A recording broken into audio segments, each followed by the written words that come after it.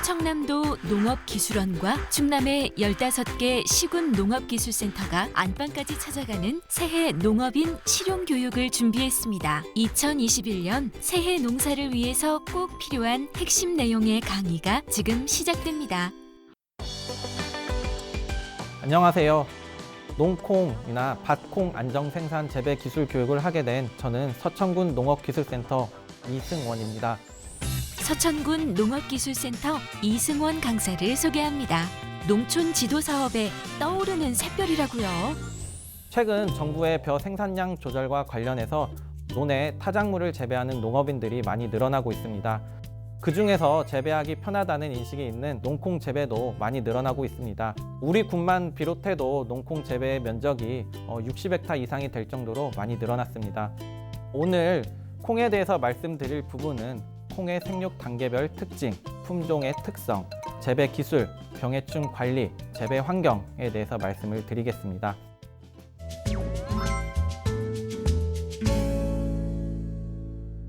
우리 지역에서 농업인들이 재배하는 콩은 대부분 중만생종에서 만생종입니다. 생육기간이 140일에서 150일 정도로 어느 정도 예측이 가능하기 때문에 이를 이용해서 1년에 2모작 재배를 할 수도 있다라는 게 논에 콩을 재배했을 때, 밭에 콩을 재배했을 때의 장점입니다. 주로 작물을 재배할 때 2모작으로는 콩과 동계 작물을 혼합하여 재배함으로써 1년 2모작 재배를 할 수가 있습니다. 콩의 일생은 영양생장기와 생식생장기로 나누게 됩니다. 영양생장기에는 발아기와 유묘기, 신장기로 나누어서 약 50일 정도의 기간이 되겠고요. 생식생장기는 개화기와 꼬투리 형성기까지 약 50일 정도, 종실비대에서 수확기까지 약 40일 정도에 걸쳐서 수확에 이르게 됩니다. 이 기간을 잘 맞춰서 재배에 이용한다면 1년에 2모작 재배도 충분히 가능하다는 것을 보실 수가 있습니다.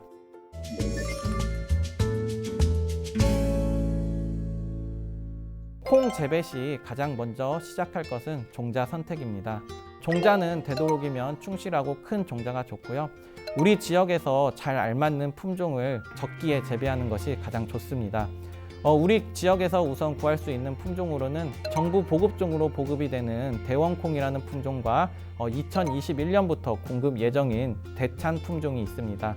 이 대원콩이라는 품종은 콩알이 크고 무게가 많이 나가며 두부 수율이 좋아서 계약 재배하는 업체들에서 선호하는 품종이 되겠고요. 대찬이라는 품종은 키도 어느 정도 적당한 선에서 수량도 많이 나오고 차격고가 높아서 농업인들이 일반적으로 논에서 재배하기에 가장 편하다라는 품종이 되겠습니다. 농업기술 실용화 대상에서 공급이 되는 선풍콩과 대풍 2호, 청자 4호, 5호도 공급 예정입니다. 청자 5호와 같은 품종은 토양 특이성이나 지역 적응성, 기계 수학 적응성 등을 알아보고 재배하셔야 됩니다. 기계 재배에 적당한 품종으로는 선풍이나 대창콩, 대풍 2호 콩, 최근 육성된 평원콩 등이 있습니다. 기계 수학에 적합하다는 것은 논에 재배가 가능하다는 말씀이고요. 논에 재배가 가능한 품종은 도복이 되지 않으며 차겹고 콩이 밑에서부터 달리는 이 높이가 높아서 기계 수확 시 손실이 적은 품종이 되어야 됩니다. 또한 도복이 되지 않으며 탈연 및 탄립이 적은 품종으로 선택하시는 것이 좋습니다. 서리태 품종과 같은 경우는 청자 4호와 5호가 있으며 이러한 품종은 수량이 많이 나오며 콩알도 크기 때문에 논에서 재배하시거나 밭에서 재배하실 때, 단지화 재배하실 때 선택하시는 것이 좋습니다. 청자 4호나 5호는 지금까지 육성된 콩 품종과는 다르게 300평당 300kg 이상의 수량이 나옵니다. 이것은 백태인 메주콩과 비슷한 수량이 나온다는 의미이고요. 이렇게 될 경우 지금 콩 시장에서 검정콩의 가격이 하락할 수 있는 요인으로 작용할 수 있다는 것이 약점이 되겠습니다.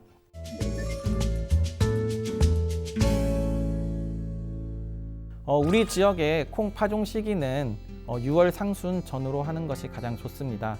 콩의 파종은 기계화 재배가 적당하도록 이랑 사이는 60에서 70cm, 콩과 콩의 파종 간격은 10에서 20cm 정도로 심어주시는 게 좋습니다. 콩은 대부분 발화율이 좋기 때문에 파종 시 2립 정도가 출하되는 것이 좋습니다. 그 이상의 파종 립수가 출하될 경우에는 콩끼리 초기 생육 경합이 될 수가 있고 이는 높이 생장으로 지속이 될 수가 있습니다. 콩을 파종하시는 깊이는 3에서 4cm 정도 깊이로 일정하게 파종해 주시는 것이 좋습니다. 최근에 농업기술센터 임대농기계 사업소에 가면 콩 파종기들이 많이 배치가 되어 있습니다. 이러한 파종기를 이용해서 파종을 하신다면 노동력 절약이 될 수가 있기 때문에 농업기술센터를 이용해 주시면 되겠습니다. 최소한으로 세입 피해를 예방하기 위해서는 조류 기피대나 파종 시기를 맞추셔서 파종을 해주시면 초기 관리가 양호하다라고 말씀을 드릴 수가 있겠습니다.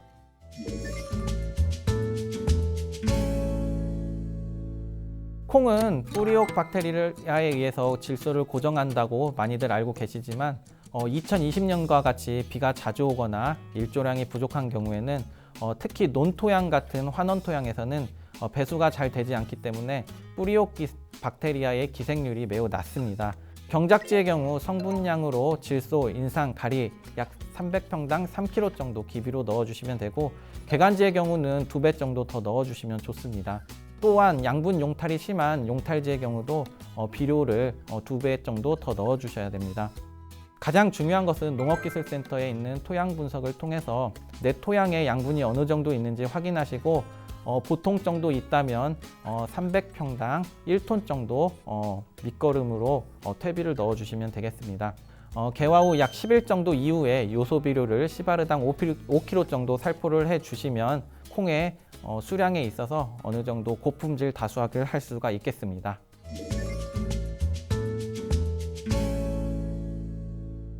콩의 제초제는 크게 발화전 토양처리제와 출하 이후에 콩과 잡초가 경합하는 시기에 경협처리제를 뿌려주시는 걸로 두 개로 나눠지게 됩니다.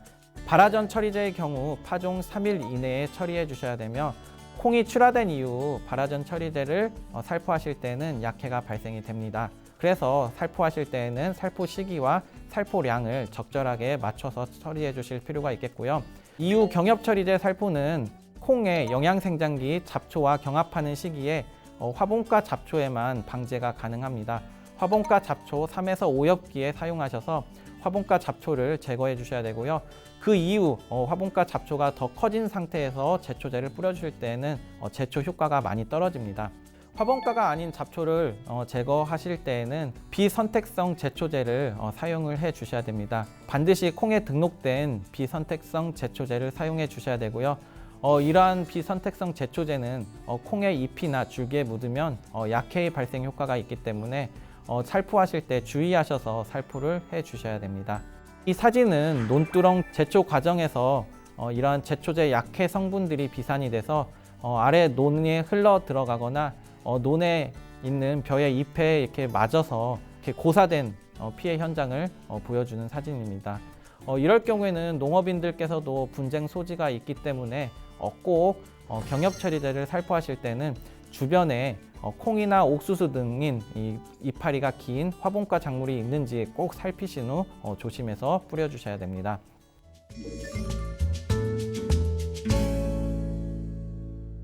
콩의 순지르기는 이른 파종으로 콩의 영양생장이 왕성할 경우, 키가 큰 품종을 심었을 경우에는 도복 예방 등의 효과가 있으니까 반드시 해주시는 게 좋습니다.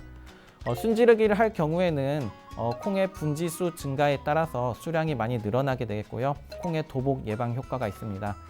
하지만 2020년도와 같이 날씨가 좋지 않다거나 일조량이 부족할 경우 콩의 생육이 불량할 경우에는 순지르기를 하면 오히려 생육에 지장을 줄 수도 있습니다. 순지르기는 콩의 생육에 따라서 해줘야 되냐 말아야 되냐 결정해 주시는 게 좋습니다.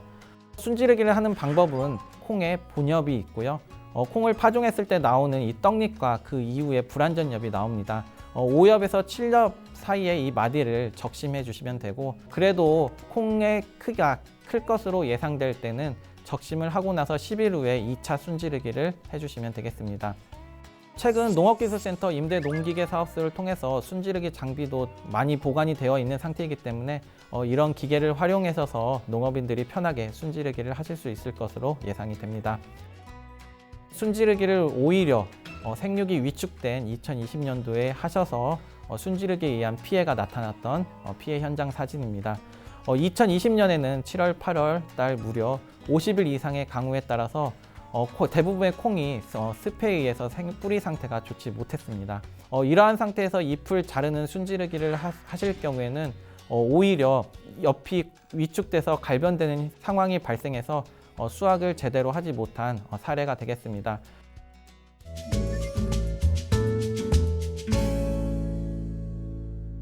이 콩이라는 작물은 20에서 25도 내외에서 생육이 가장 좋습니다.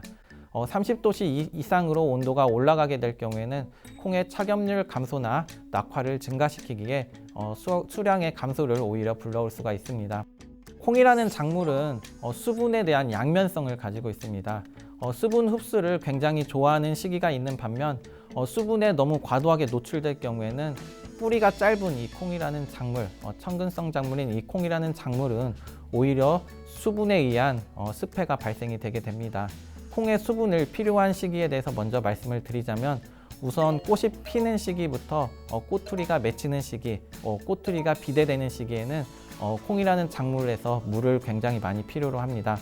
모든 작물이 그렇듯이 우리 벼에서도 수인기나 감수분열기에 물을 깊게 대주라고 하는 것과 같이 이삭이 생기는 시기에는 모든 작물이 수분을 많이 필요로 하게 됩니다. 이 시기 우리나라 기상 상태가 좋지 못해서 비가 오지 않거나 가물다면 골 사이로 물을 대주었다 빼주어서 수분 공급을 해주실 필요가 있겠습니다. 또한 밭에 재배를 하실 경우에는 관수 시설이나 스프링클러 등을 설치를 하셔서 콩이 수분을 필요로 하는 시기에 물을 공급해 주실 필요가 있겠습니다. 콩이라는 작물은 개화기 이후부터 특히 수분에 의한 습해 피해가 심합니다. 2020년도에도 역시 잦은 강우와 집중 호우에 의해서 농콩 습해 피해가 좀 많이 발생이 됐습니다. 습해 피해 시에는 늦어도 24시간 안에는 고인물이 배수될 수 있도록 바로 조치를 취해 주셔야 됩니다. 그렇지 못할 경우에는 습해 피해에 의해서 잎이 금방 갈변이 되게 되는데 이러한 포장을 발견하시게 된다면 일시적으로 즉시 회복을 해주실 필요가 있겠습니다. 회복하는 방법으로는 1% 요소액을 연면 시비를 해주시면 되겠고요. 시중에서 판매하는 영양제와 같이 이렇게 연면 시비를 해주시면 효과는 더 좋습니다. 콩의 일생 중 개화기 이후 꽃이 피는 시기 이후에 습해 피해를 받았을 경우에는 수량 감소가 특히 더 심합니다. 크게는 30%까지도 수량 감소가 일어날 수 있다는 연구 결과가 있듯이 배수 관계를 철저히 해주셔야 되겠습니다. 2020년 전년과 같이 비가 자주 오는 습한 날씨가 지속될 경우에는 배수 불량 포장에서 콩의 뿌리 부분에서 병이 많이 발생이 되게 됩니다. 농업인들은 먹뿌리 썩은병이라고 부르는데요. 검은 뿌리 썩은병이 좀 많이 발생이 되었습니다. 현장에서 검은 뿌리 썩은병이 발생이 되었을 경우에는 이미 콩의 생육이 왕성한 영양생장기 이후에 이렇게 발생이 되는 경향이 있습니다. 이 시기에 방제를 해주실 때에는 약액이 밑으로 충분히 뿌리까지 약액이 충분히 들어갈 수 있도록 방제를 해주셔야 되고요. 그렇지 않고 겉으로만 방제를 하신다면 실제로 방제 효과가 약합니다. 이 병에 걸릴 경우에는 뿌리가 우선 썩게 되고 양분과 수분을 흡수하지 못하는 이 콩의 개체에서 입에 황화 증상이 발생하게 되고 심하면 조기 낙엽하기까지도 됩니다. 이후에 종자의 종피에 발생하게 되는 미라병이나 자방병 같은 경우에는 다음에 종자로 사용하시지 마시고 다음해에는 정부 보급종을 이용하신다던가 다른 충실한 종자를 구하셔서 종자로 사용하시면 되겠습니다. 다음으로는 일반적으로 많이 논둑에서 발생이 되는 이런 세균성 불마름병이나 세균성 전문이병 같은 경우는 영양생장기 이후 강우나 바람에 의해서 잎의 상처를 통해 발생하게 됩니다. 이러한 세균성 병도 상태가 발생이 심하게 될 경우에는 종합방제 하실 때 같이 약을 넣어주셔서 방제를 해주시면 되겠습니다. 콩의 나방류 유충 피해로는 거세미 나방이나 파밤 나방, 콩나방 등이 있습니다. 그중 우리 지역에서는 파밤 나방 피해가 많이 발생된다고 민원 전화가 오고 있습니다. 이러한 파밤 나방은 우리나라에서 월동하는 월동 해충으로서 콩의 영양생장기 밀도가 높다면 콩의 잎을 순식간에 갉아 먹기 때문에 반드시 방제를 해줘야 됩니다. 빨리 발생할 경우에는 7월 상순에 발생하게 되겠고요. 콩의 잎이 많이 먹어져 있다는 것을 확인하신다면 이러한 나방의 피해가 있을 수 있다는 것을 미리 생각을 해주시고 방제를 해주셔야 되겠고요. 이러한 나방류 등 유충 같은 경우는 삼령충 이전인 어린 시기에 적용 약제를 방제로 해주어야 효과가 큽니다. 삼령충 이후에는 약제의 내성이 이미 생기기 때문에 살충 효과가 많이 떨어집니다. 콩에 최대로 피해를 주는 해충은 노린재라고 말씀드립니다. 대표적으로 톱다리 개미 허리 노린재나 썩떡나무 노린재, 풀색 노린재 등은 잎과 줄기, 콩의 꼬투리, 콩알까지 콩의 전 세대를 걸쳐서 흡집으로써 피해를 주기 때문에 반드시 방제가 되어야 될 해충입니다. 특히 톱다리 긴 허리 노린재의 경우 다른 노린재보다 일찍 월동에서 깨어나 포장해서 피해를 주기 때문에 예찰을 잘 해주실 필요가 있겠고요. 다른 노린재 같은 경우도 5월달 이후에는 포장해서 발생이 되기 때문에 방제를 해주셔야 됩니다. 노린재의 주 방제 시기는 꽃이 핀 이후부터 수확기까지 방제가 필요합니다. 콩을 고품질 다수확 재배하기 위해서는 벼농사와 마찬가지로 콩에서도 제대로 된 수량을 내기 위해서는 1차, 2차로 나뉘어서 2번 종합 방제가 필요합니다. 1차 방제 시기로는 7월 하순부터 8월 상순, 갈색 무늬병이나 뿌리 썩은 병, 나방류 등을 집중적으로 방제를 해주셔야 되고 2차 방제로는 8월 하순에서 9월 상순, 노린재류나 자주무늬병, 콩의 표면에 발생되는 미라병이나 자반병, 뿌리 썩은 병 등 방제가 필요합니다. 이렇게 1차, 2차 방제를 해주셨는데도 콩 포장에서 병해충 밀도가 높다면 추가적으로 방제를 해주셔야 됩니다. 콩의 중만생종이나 만생종 같은 경우는 파종 후 140일에서 150일 때 되는 때 수확이 가능합니다. 시기적으로 성숙기 7일에서 14일 이후 수확을 해줘야 되고요. 잎이 떨어지고 꼬투리의 80%에서 90%가 갈변되었을 경우에 수확을 해주시면 됩니다. 품종에 따라서는 꼬투리가 탄립되는 경우도 있으니 적기 수확을 해주셔야 되며 콩의 수확은 보통 낫으로 수확을 하는 일반적인 수확, 예치기로 수확을 하는 일반적인 수확 또는 콤바인을 이용해서 수확을 하는 기계 수확 등이 있습니다. 예치기나 낫을 이용해서 일반적으로 수확을 하실 때에는 수확할 때 콩의 꼬투리에서 콩의 알이 탄립이 되지 않는 오전에 작업을 해 주셔야 되며 콤바인으로 수확하실 때에는 콩의 수분이 마르게 되는 10시 이후부터 5시까지 수확을 할 경우 탄립이 잘 되어 수확 효율이 높다고 말씀을 드립니다. 콩을 수확하고 나서 일반적으로 강소농 농업인들의 경우 콩의 수분 함량을 맞춘 후 바로 수매를 하시는 게 유리합니다. 강소농, 저장고가 없는 콩의 재배 농업인들은 보통 콩을 바로 수확을 하고 수매를 해주시는 게 좋다라는 말씀을 드리겠고요. 그렇지 않은 농업인들께서는 가공을 하시거나 2차 판매를 하시는 게 가격적인 측면에서는 유리하다라고 말씀을 드리겠습니다.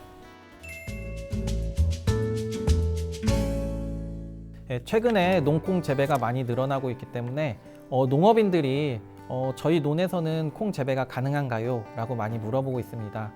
농콩 재배가 가능한 토양으로서는 밭 토양과 같이 산화 토양이 배수가 좋고 논에서 재배가 가능합니다. 이 산화 토양은 토양색이 붉은색을 띠고 있으며 일반 논과 같이 회백색을 띠고 있는 것과는 또 좀 다른 색을 지니고 있습니다. 뿐만 아니라 논에서 콩을 재배할 때에는 물 빠짐이 좋고 배수가 잘 되는 토양이 좋습니다. 다가오는 2021년에는 기상 여건이 좋아서 풍년 농사가 될 수 있도록 저도 같이 기원하겠습니다. 네, 이것으로 강의를 모두 마치겠고요. 경청해 주셔서 감사합니다. 각 시군 농업기술센터에서 12월부터 내년 1월까지 새해 농업인 실용교육이 진행됩니다. 농촌진흥청과 농업기술원 그리고 시군 농업기술센터가 함께하는 새해 농업인 실용교육에 많이들 참여하셔요.